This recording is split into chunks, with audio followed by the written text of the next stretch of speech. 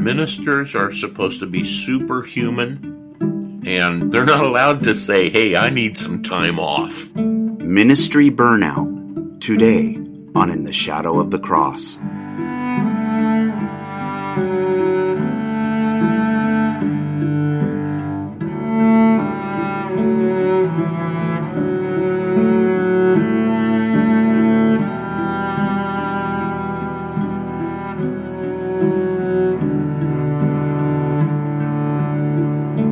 Welcome, everybody, back to In the Shadow of the Cross. I am Loren Rosser, and I am here once again with my friends Jim Durkin. Hello. And Michael Harden. I'm not here. I'm burned out. He's burned out, leading us right into what we're going to be talking about. We are actually going to be talking about ministry burnout. And, you know, it's interesting because there was two different times where I spoke to two different congregations, and I opened up the message saying, has anybody in here ever experienced burnout? And I would say 95% of the congregation said, oh, yeah, I have. It was like immediate connection with the congregation. And so this is a topic I think is extremely familiar to people who have been involved in church or ministry for any length of time. I know I've been through this. And that was from a youth pastor stance and doing volunteer work, Sunday school, things like that. Both of you have served behind the pulpit and even been pastors. And so I think you guys probably have a lot to talk about on this one as well. So let's just start here, because there's a lot we can talk about on this. Let's start here. What do you guys think causes burnout? In my case, I became a pastor at 30 years old, and immature, very young and immature. I thought I was going to change the world. And if you can't see, Jim's laughing because I think he relates. Yeah. I lasted 6 years in the church I was in before I crashed. I crashed and burned really bad.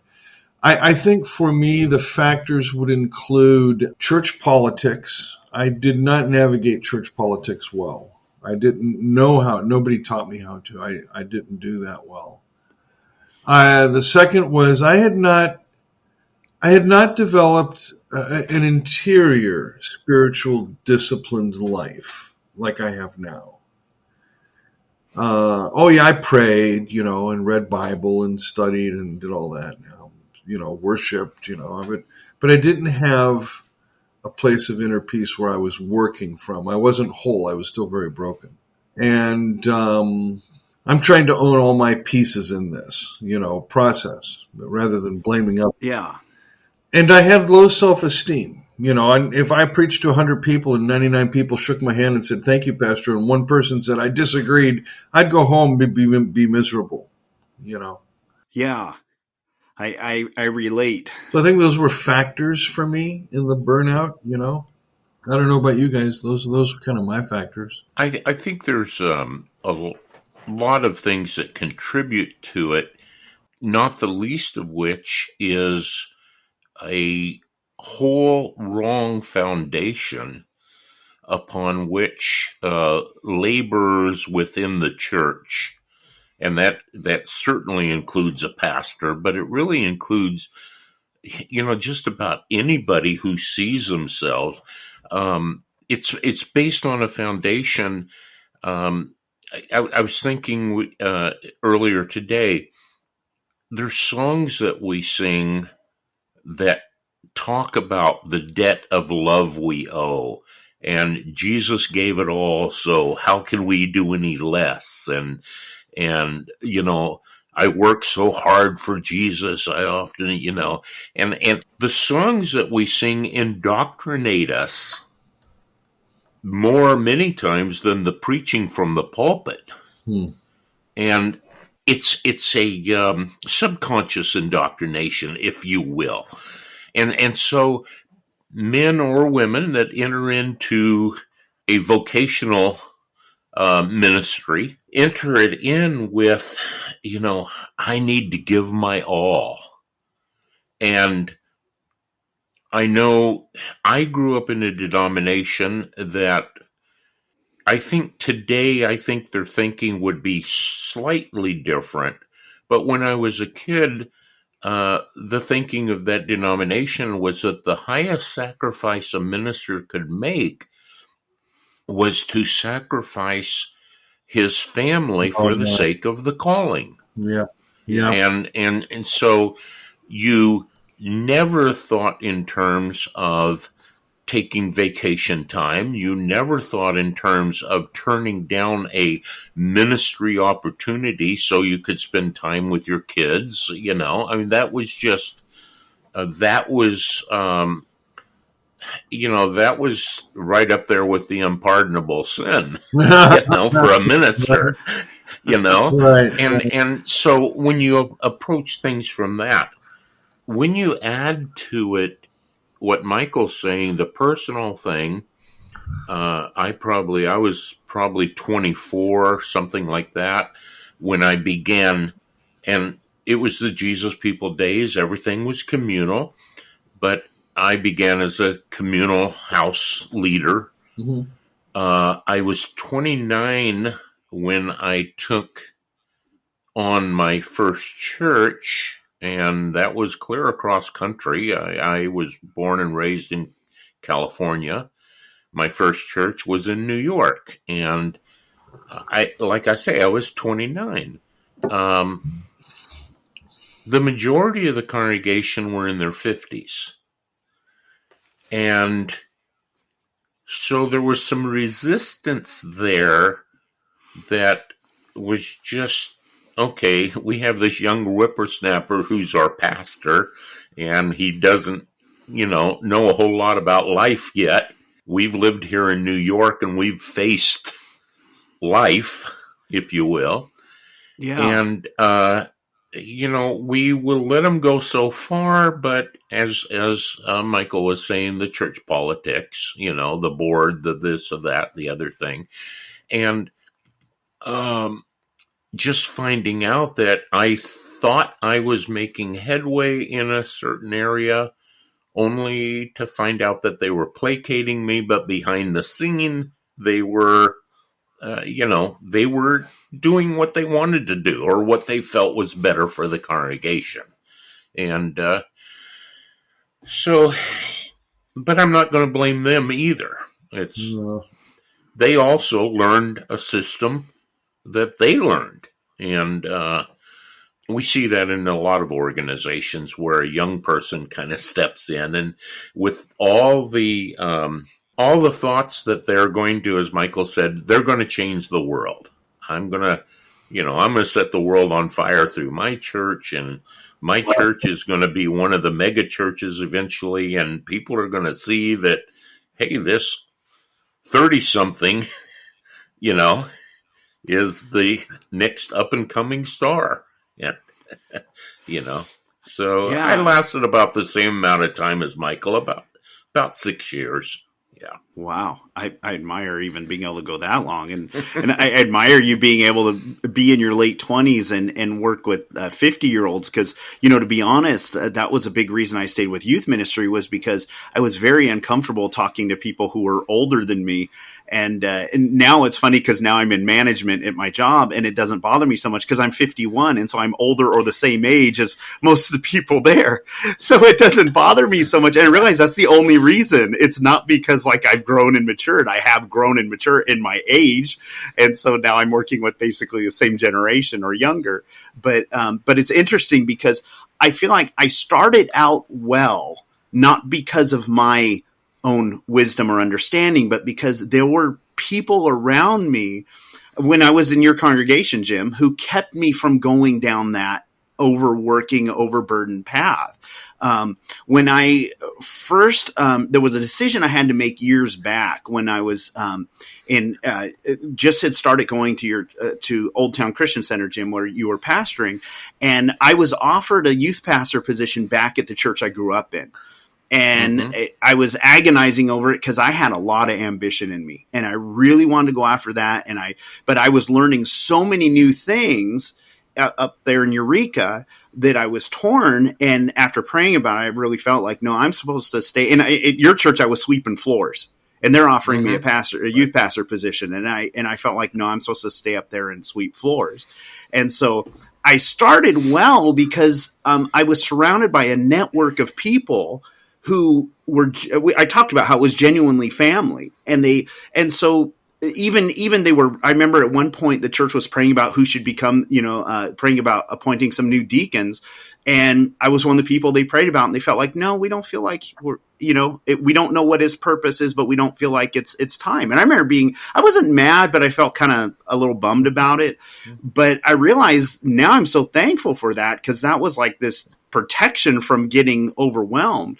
But then when the Spirit directed Lily and I to move to Sacramento, I had all that ambition in me still.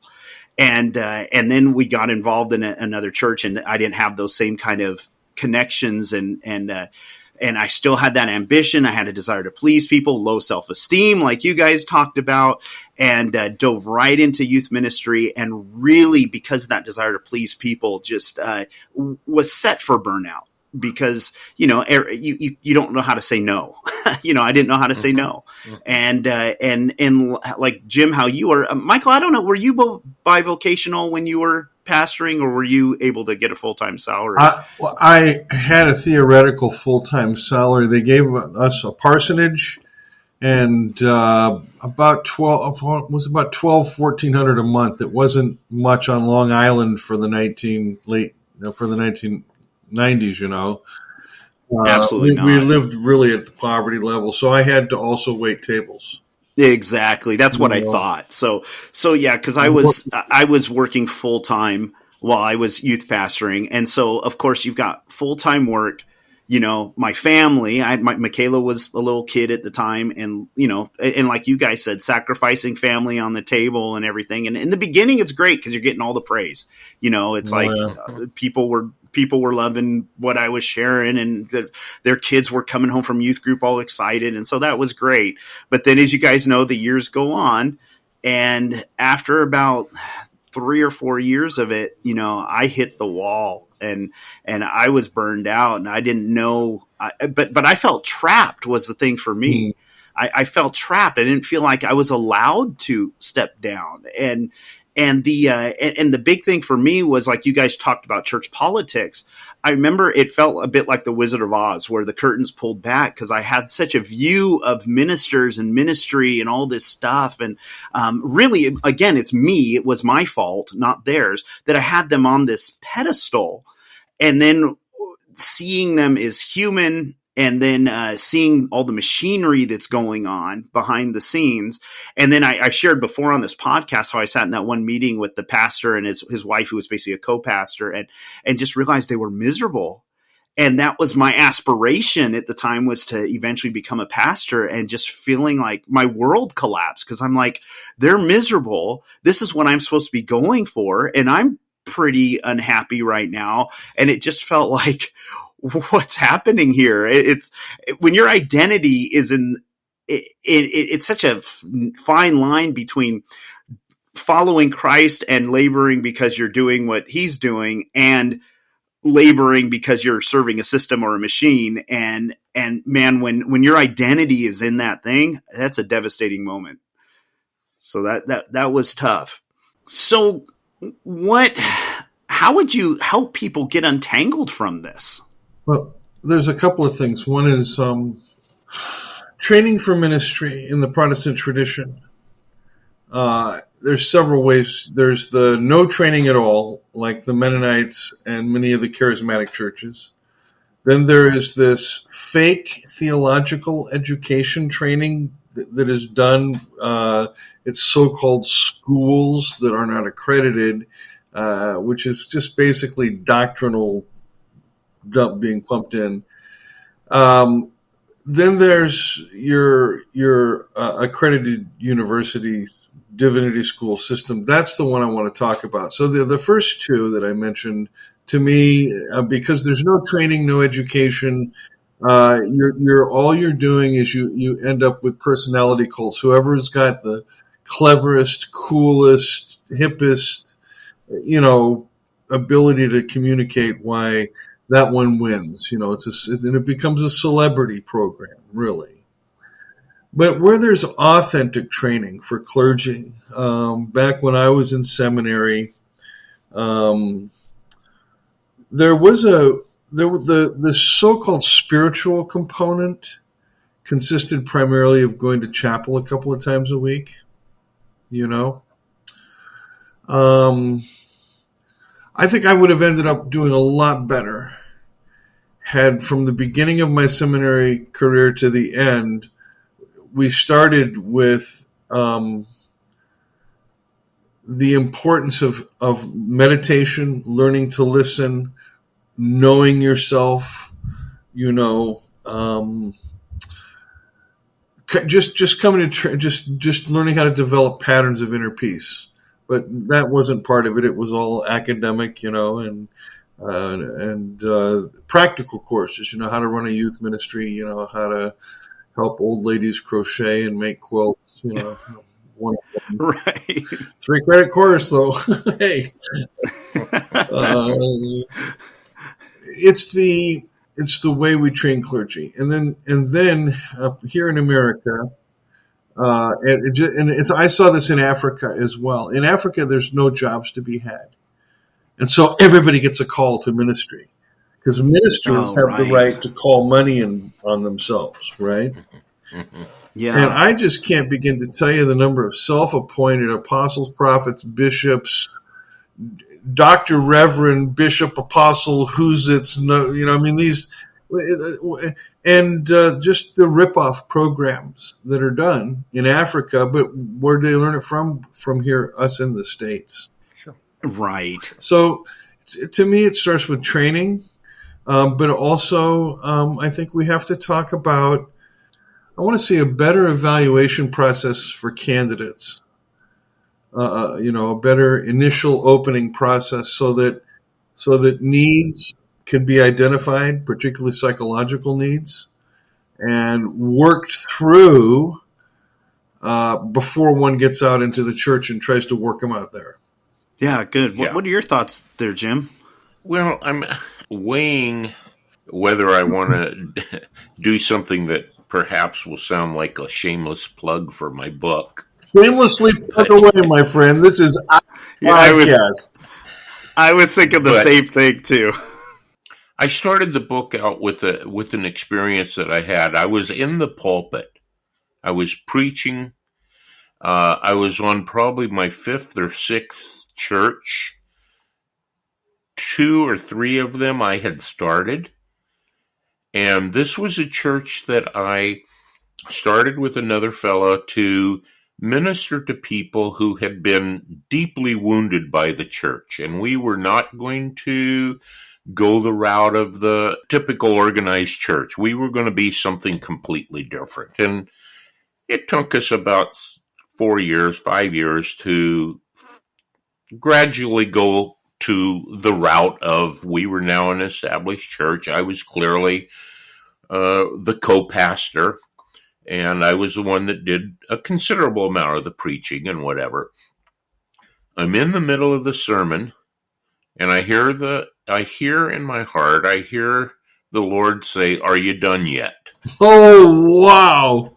And I look down at my notes, and I have maybe a page of notes left, which is really strange because in my early days of preaching, I never, ever used notes. I just went on what the Spirit dropped into my heart to say at the moment, you know. And I had graduated to the place where I wrote my notes out, my sermon notes. But anyhow, I looked down at my notes and I said, almost. And then I hear it a second time. And I hear it just like this. Are you done yet? And I looked in my heart and I said, yes, I'm done. I have no more sermons left. And then I hear, then walk away from it.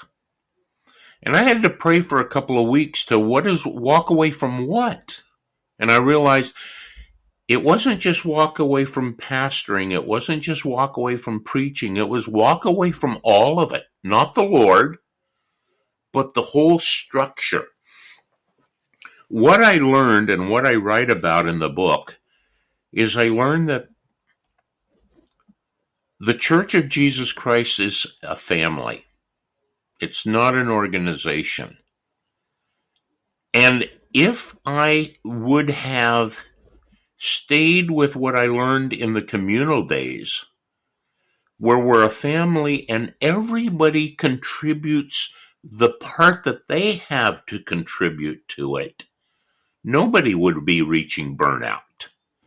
But because we have these titled positions and we dump more and more responsibility on those titled positions. Well, you're the youth pastor. Well, you're the senior pastor. Well, you're the children's ministry pastor.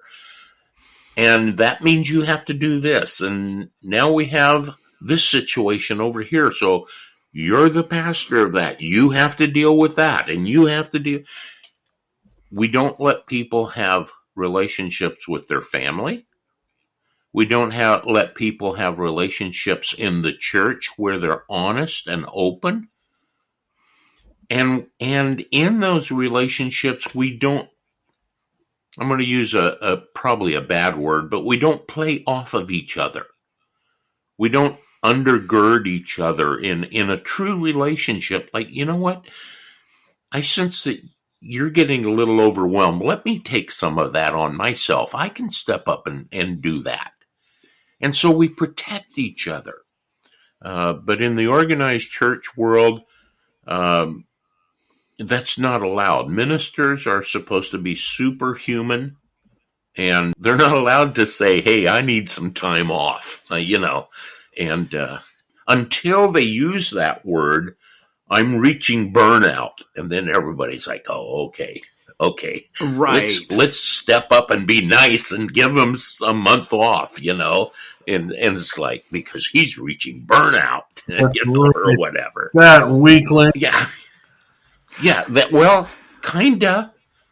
And then when they return from their sabbatical, if you will, then the church politics has kicked in, and there's safeguards so that he never reaches burnout again, Right. or whatever. But it's not out of a heart of love. No. It's really out of a heart of control. And so anyhow, over the next, now it's been almost 20 years, I've learned that, I hate to say it this way, but I've learned that I have to be first. I have to be first. And if I sense in my heart that, you know what, I don't have a calling to that, or I don't have the energy for that, or I don't have the passion for that, it's okay to say that, even though I'm a minister. It's okay to say that, because the person who does have the calling or the passion or whatever you want to say, by my not stepping up, and I should have listened to this years ago in New York. There was a man, he was 54, 55, something like that. And he came to me and he said, you know why you don't get volunteers, Jim? I said, no. Why? Listen to this wisdom.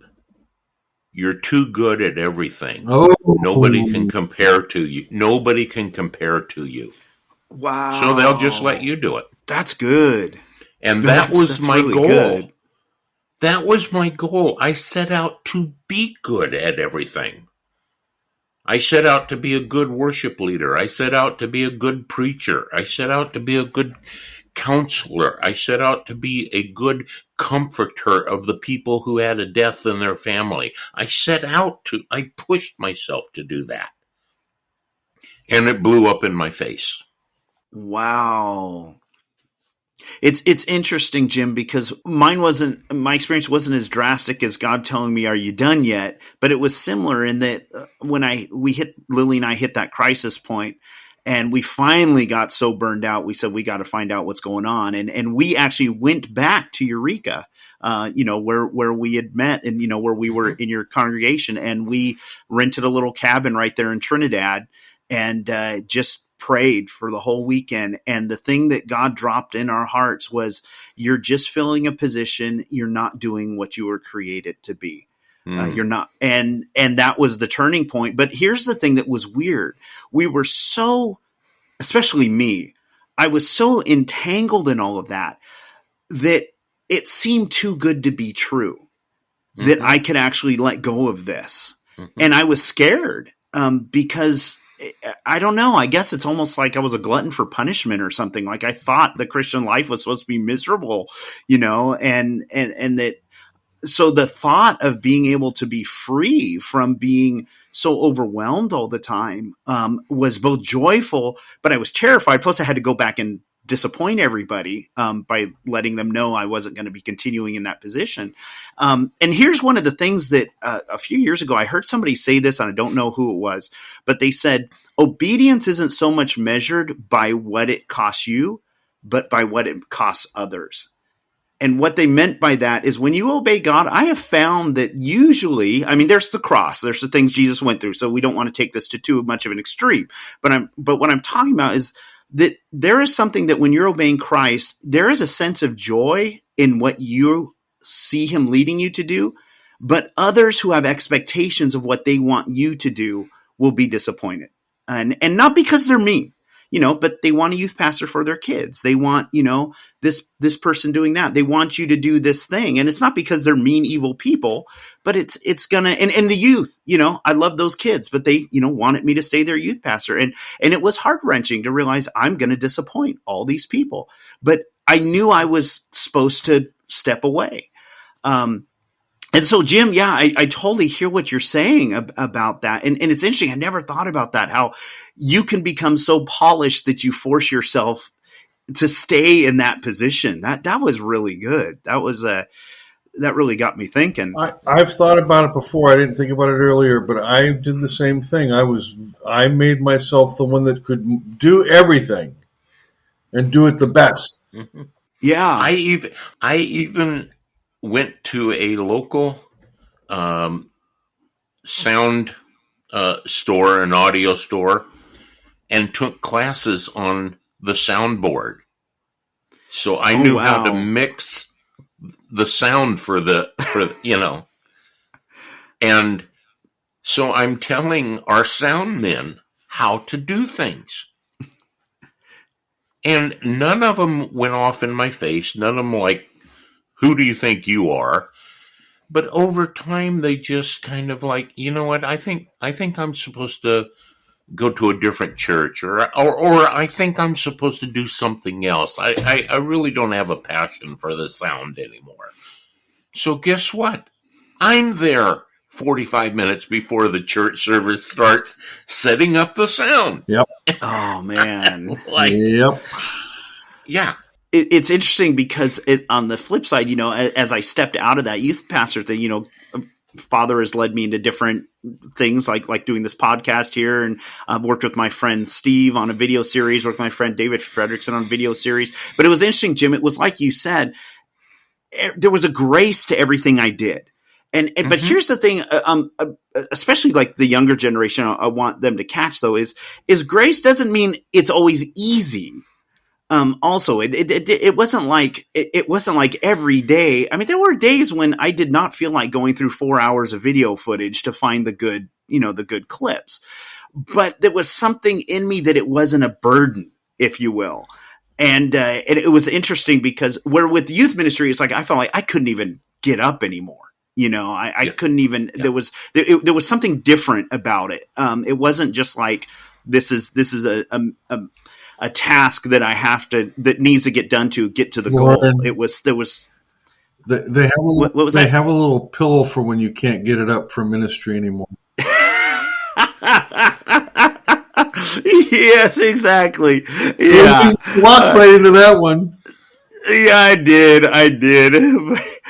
But it was funny because I was working on this video project with a friend of mine, and he has a real passion for teaching, and he goes, he was so concerned about me being overwhelmed, and he kept the opposite of what you're talking about, Jim, where he kept wanting to make sure I wasn't burning out. And I had to say to him, I go, that passion you have for teaching? I go, I have that for video. And I go, so you don't have to worry about it. I'll let you know if I'm burning out, but I'm good because I love doing this. And so it's just interesting how, because he's in such a different place, for him it looked hard and miserable. But for me, it was a joy and a love. And I think that's kind of the thing when you're doing what you're wired to do, like Michael hitting those reading 50 books a year. I think I read 4 books a year. I was reading over 300 books a year. That's what I mean. It's 50 a month. Exactly. There were probably some months I did that. Yeah. Well, what you're saying there, Loren, you used a word, and it's a word I've come to greatly appreciate, and it's that word grace. Paul talks about in one place, he says, it's through that grace that I am an apostle. There's a gracing to do your job. Now, that does not mean that he did not have some very low periods of time. One time he said, I even despaired of life itself. You know, we have to look at those kinds of things. But when I'll give you another story. There was a young man that was a very talented piano player, a good singer, and he felt that he should be the worship leader. And so he came to me and he told me that. And we were struggling to find a consistent worship leader. So I told him, I said, okay, that sounds good, but I want to share something. I want to share a principle with you. I only want you to be our worship leader as long as you have the grace to do it. When you feel that grace lift off of you, and it will happen, I want you to be honest and I want you to tell me. And he was, like I say, he was a young man, full of zeal and vim and vigor, and he was like, oh, no, that will never happen. I will never lose my passion for leading worship. Lord. Yeah, I will never forsake you. And it was probably 2 to 3 years later. Yeah. And it was in the middle of a worship set. And he just stopped and he motioned for me to come up to the platform. And he leaned over and whispered in my ear. He said, Jim, I don't have the grace to do this anymore. Wow. And I said, fine. Then worship's over tonight. And I just said, you know what? We're going to cut our worship short today. I'm going to go ahead and share and we're going to let you out a little early today. And I just told him, I said, you know what? He said, well, but they're expecting me to be back next week. And I says, I don't care. I don't expect you to be back next week. And he said, well, what will we do? I said, we'll go to canned worship if we have to. We didn't. We had another person to step in, and he turned out to be a good worship leader. But the point being, you won't reach burnout if you really know yourself well enough to know, do I have grace to keep doing this? If I do, keep doing it. If I don't, Loren, you've done things. I remember when you drove up to Eureka, with your friends from Sacramento and stayed with me. You were doing a podcast. You were doing a lot of other things. Some video clips. You were doing some kind of funny cartoon video clips and stuff. You don't do those things anymore. Why? No, because the grace ended. To do them ran out. Or there's a good word, the season. It ended its season. We may end this podcast at some point in time and say, you know what? We've gone as far as we feel the anointing of the Lord or the grace of the Lord or the season of this thing. And we may end it at some point in time. When we get our fifth listener, let's wait until we get our fifth listener. Then we'll end it. But if we were to push it beyond that stage, but now we have so many listeners and we can't let them down. If we're trying to drive the bus when it's out of gas, we're going to get burnout. Yeah. And I think that's one of the reasons we do. I think that's one of the reasons people do reach burnout is at some point in time they step away from or they step beyond the grace of the Lord to do what they're doing. Yes. And Jim, this is so crazy because what you just shared about the worship leader, I was going to share something along. I didn't know that part of the story. Did this worship leader happen to lead a home group? At the time, I don't remember. Maybe. Okay, because the reason I ask Maybe. is I think this is the same person. When Lily and I were getting ready to move to Sacramento, and I was actually wanting to share this today, when we were getting ready to move to Sacramento, he comes up to me and he says, I want to share with you something that I learned. And he goes, hopefully you'll take it to heart. And he goes, because I didn't. And I learned the hard way to listen. And he goes, if you find yourself in a position of leadership and you feel the grace lift for you doing that position of leadership, stop. Mm-hmm. And I proceeded to do the same thing he did when he listened to you, Jim. I ignored it. And same thing, found myself in that youth pastor position, ignored it, and burned out. And but it's so wild that was the same. I'm almost positive that's the same person who you were just talking about. Yeah. There's only one person I've ever shared that wisdom with, and Now you've shared it with the whole world. Yes. Michael, Sir. take it, kick the can down the road a little bit further. Exactly. The Pew Research Institute, who they do absolutely marvelous research on church demographics, many years ago, many years ago,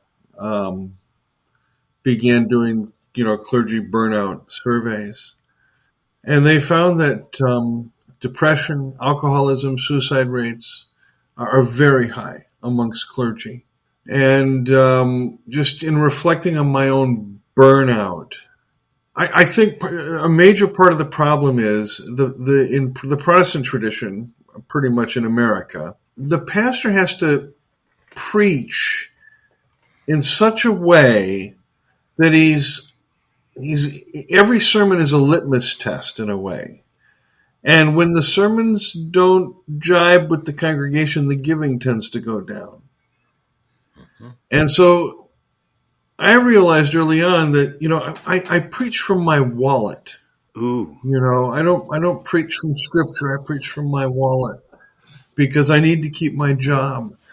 And then after I left ministry, and over the next decades would talk to ministers, and particularly this last 15 years that I've been back out there, in the churches doing work, so many of them have said, I can't tell my congregation what I believe. What I believe and what I teach them are two very different things. And they've made the deconstruction, reconstruction kind of thing in their own, or they're moving through it somehow. But they would never tell their congregation this, And I think that discontinuity can create a spiritual crisis. So the whole the model is built to chew through clergy, the Protestant model. Now, the Methodists, they rotate every 5 years, So you get a pastor in and they're really good. You only got them for 5 years. But you get a pastor in you don't like, but it's okay. You only got them for 5 years. And they move them around. So I think that's kind of a better system, rather than the seminary, the way the modern system is. Seminary students graduate, they get these little teeny tiny churches that are in the middle of nowhere, really struggling, dominated by one or two big families in the church.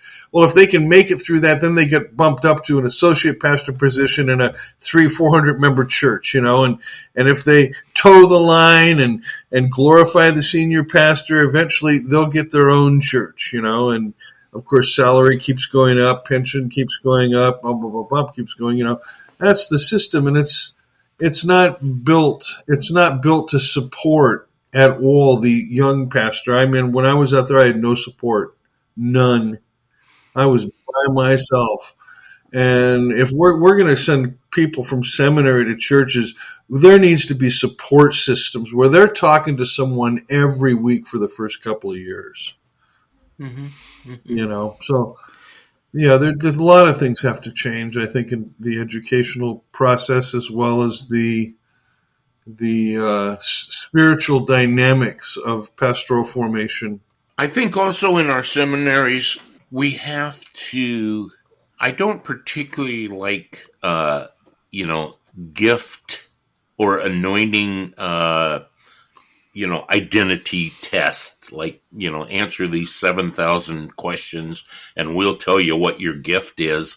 But I do think that there has to be something, whether it's on a psychological basis or whatever, where a person before they graduated from seminary, they have a pretty good understanding of who they are, what their strengths are, what their weaknesses are. And to the point where when they step into a church situation in a lead role, if the board starts to dump on them like, well, you're the pastor and you need to do this because our last pastor, so you know what, you got the wrong person. I've shared this on several podcasts in the past. I'm charismatic. I don't apologize for that. I'm very administrative, but I'm also very intuitive. I'm very prophetic in my gifting. And I've told the last several churches I pastored, I said, you need to right now decide what you want. Do you want the administrator or do you want the visionary? Because you can't have both.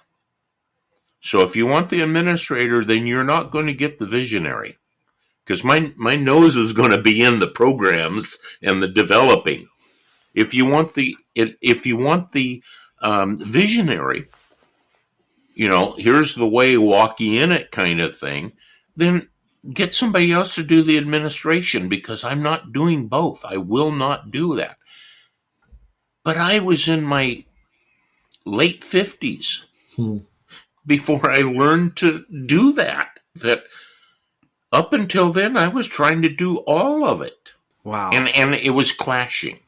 I wasn't good at any of it, in spite of the fact that I thought I was excelling in all of it. Jack of all trades, master of none, huh? I was just thinking the same thing. Yeah, exactly. Wow. So what advice would you guys have for somebody? You have somebody who's in a ministry position, because it's easy to talk about stepping down and stuff, but you got somebody who their livelihood depends on this. What would you tell somebody who's in that place? They're burned out and they're looking for help. And what advice would you give them? Get it. Get the help. Get the help? Yeah. Get the help.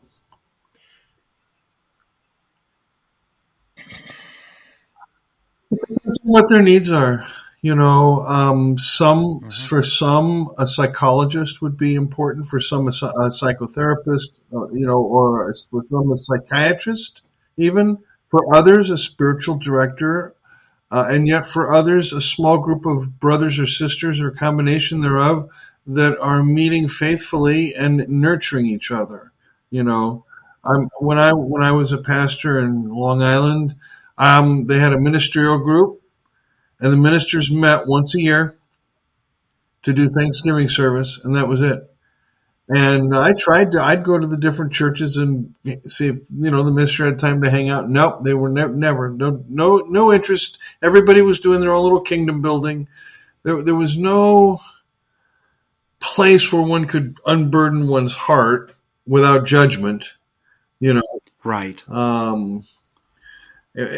So the whole system is just really, like I said, it's set up to kind of just go through clergy like gasoline. The church is the car, the clergy are the gas.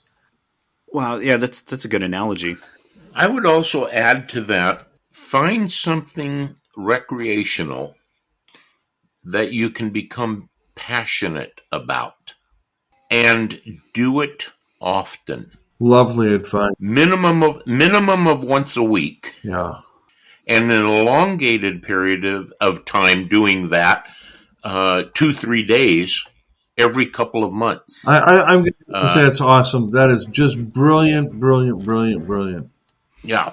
And it has to be something that if you bring other people along, you don't use that for a time to minister. Right. Just divest yourself of everything. Mm-hmm. And I have a very good friend of mine that he lives in Colorado now, and his passion is four-wheeling, basically. And he puts stuff on Facebook, and he's on the edge of a cliff, 10,000 feet up in the, it's like with his four-wheeler and his mud's all over everything. And he's like, man, this is the most fun I've had in months, and then he comes down off the mountain, and then he does his ministry. And then he wonders why his wife made him sleep on the couch. No, his wife's half the time she's right there with him. She's wonderful. But yeah. And who cares what it is? Yeah. Except chasing a little white ball around with a club. I mean, forget that. But, well, if I may, to your point, Jim, when I was a young pastor, the natural world held no interest for me, even though I'd been a Cub Scout and a Boy Scout, things like that.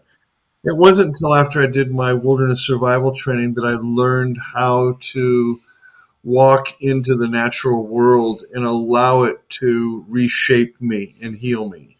That's a skill I'm going to agree with you. We need to teach every single person that's going to go into ministry. They need to be able to walk into a park and just ground themselves, let the thought processes go, let all the nonsense in their head and all the scenarios they're playing out and all the crises and let them go. They need to learn to surrender, and had I learned those skills back when I was in my 20s, I would have been a very different preacher, but I'd have been a very different husband and father as well. But I didn't learn them until I was in my late 40s. Don't look at the trees for an illustration for your next Sunday sermon. Look at the trees to see the beauty of the tree or whatever. Well, Yeah. Well, that's a great point. I'll one up you. Tree preach. Preach to the trees. Okay. They're a very active congregation. And when you preach to the trees, you preach with emotion. You preach with passion. Oh, my gosh. Yeah. And when that's another whole level, Michael. Yeah, but... And I agree with you. Tree preaching it really is so important. I tree preach all the time. Yeah.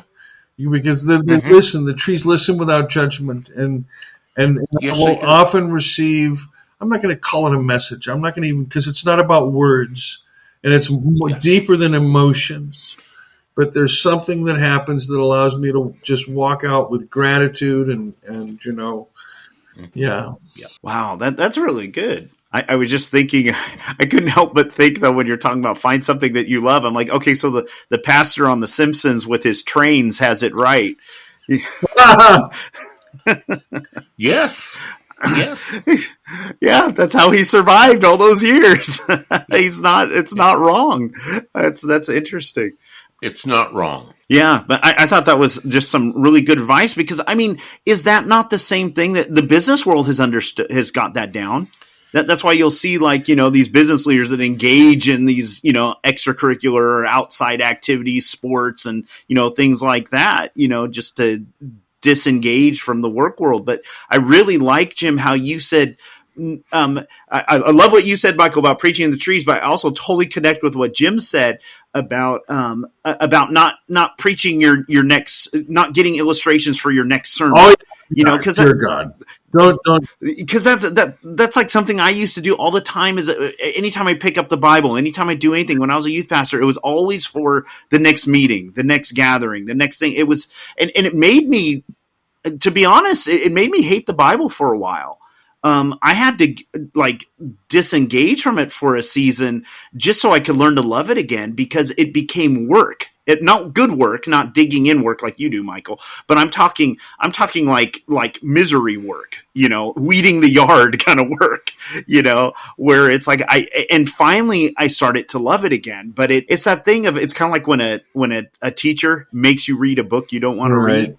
It started to become that way where normally you would pick up that book if the teacher doesn't tell you, it's like, this is a great book, and so it started to have that. So I think that's some great advice that you guys gave. So what advice would you guys, if you could take somebody who, let's say, because we always say the young guy coming out of seminary, but let's take the guy who's older, or girl, who's, or let's woman. say, Middle-aged. Yeah, or woman. Yes, thank you. Thank you for Yeah. correcting me on that. Absolutely. For the woman or person who's in ministry, what advice would you give them now? Learn to eat sawdust without butter. That's what George Ladd told me when I was going to study theology. He said, "Son, you better learn to eat sawdust without butter." But there's truth in this. Think about this. I mean, look. Ministry is when you're first in it, it's glorious. Yeah, when you're first in it, you're full of ideas and energy and pep and vigor, and you can go that way for about 2, sometimes 3 years. Maybe 4 if you're still going. But there comes a point at which the creativity has converted itself to routine, where the things you've developed get stuck. They're not even allowed to change or morph because that's not how you conceived them. I think for a lot of us, we go into ministry to help others when it's we that need the help. Wow. And so we project ours, as I certainly did. I would make a great pastor now. I made a lousy pastor then. But I hadn't gone through the life lessons I needed to learn in order to be able to walk people through it until this age. I guess finally what I would say is your gospel matters. If you have a God that's Janus-faced, ministry is going to be a bitch. But if you have a father that loves you and you know this and it's all good and circumstances aren't a barometer of the Father's love for you, you'll do a whole lot better, because even when you go through a crisis, you'll know that you're loved by the Father, and and no matter how it ends, you're still loved. And sometimes they end in crucifixions, and it's a terrible thing to see. Yeah, that's true. Does that make any sense? It makes a lot of sense. Oh yeah, I've walked with people even through their crucifixion, where I have a friend of mine who was a pastor, and we knew from the time he took the position that was going to be coming, and not because we saw like an evil congregation or anything. We just God just kind of dropped something in us that's down the road for him, and it's a painful thing to watch them go through, and for someone to go through, and it's very real, because like you said, that when you're in that position of pastor, especially with the modern day view, it's kind of like this is a bad illustration, but I'm going to use it just because it makes the point. It's like how kings were like the scapegoats of society. Mm-hmm. You'd have a king, right, and if the crops were good and everything was doing great, they were praised, they were adored. But if things went bad, they were blamed and scapegoated and, all that. And that's kind of what happens with pastors. It's like if the church isn't growing like they want it to, that things aren't happening like they want it to, guess who becomes the brunt of all that? Who becomes the scapegoat? The pastor. Exactly. Over the years, I've learned a lot. Even though I learned it intellectually, I didn't know how to implement it, maybe. But one of those things was at a very, very early stage in ministry, and that's that the Church of Jesus Christ is a family. It's relational. And I think if I were to counsel somebody, a man, a woman, I don't care what age they are, go into that situation putting the emphasis on relationship, on truly getting to know each other, having each other's back, but at the same time, truly getting to know the Father. What Michael just said about God our Father, if you've been around religion for any length of time, you've got, in most cases, you have a wrong understanding of who the Father is. Oh, yeah. So you cannot still have in the background this wrong concept of, God's love is balanced by his justice, his, and condemnation and conviction and, all that stuff. You can't have that concept in the background and make your focus getting to know each other and enjoying each other and balance and checks and but you have a wrong concept of God. You've got to come to that concept, and it cannot be through the 20, 30, 40-minute lecture style. It's got to be in that relationship that everybody can kind of bring something to the table, and it's in dialogue, it's in living life together.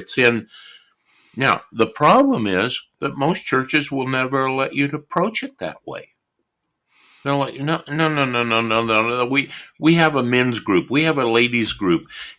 We have a social once, a quarter.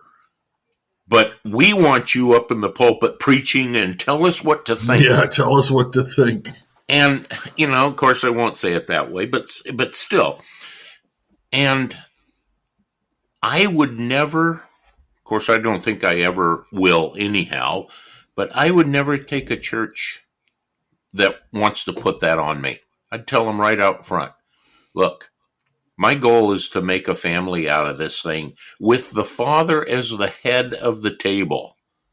So we're going to get to know him. And we're going to get to know who he really is, not what religion has taught us. You want me to be your pastor?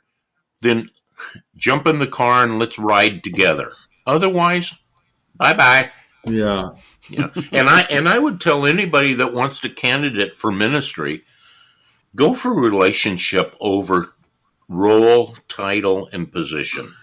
Yeah, and it's really good what you guys were talking about with about the right God perspective, the right perspective of Father, because as you guys were talking, I was remembering, because I didn't understand any of this stuff back when I was a youth pastor, and I carried a ton of bricks of shame on me all the time.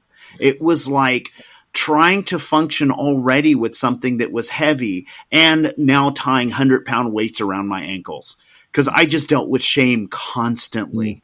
And I've lived in a reality where I thought I was always making God upset, was just my perspective. So everything I did, there was like a double whammy. It's like I'm having to please the congregation and I'm having to keep God happy.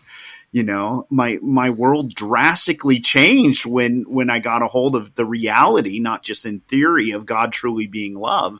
And first time I've shared when I heard 1 Corinthians 13 read is God is patient, God is kind. I started crying because it's like I didn't grasp that. And I can tell you my universe, my reality would have functioned completely different had I understood that. Right. Exactly. Yeah, really good stuff, you guys. Man, can you believe we're already at time? I believe it. We always have such a good time that the time that we have together goes by really too quick. Yeah, this was a blast, and I got a lot out of this one. Thank you guys. And just want to say to everybody out there, thank you for listening. And folks, Jim mentioned his book several times. It is a good read, and it really goes along well with this topic. Jim, where can people find your book? It's Dying of Thirst on the Bank of the River, and it's available on Amazon. Great. And Michael, also a lot of your material really helps. Like we were talking about the shame issue, really helps with this stuff. Michael, where can people find your materials? Amazon.com and YouTube. All right. Well, thank you guys, and everybody out there, thank you for listening, and we'll talk to you all next week.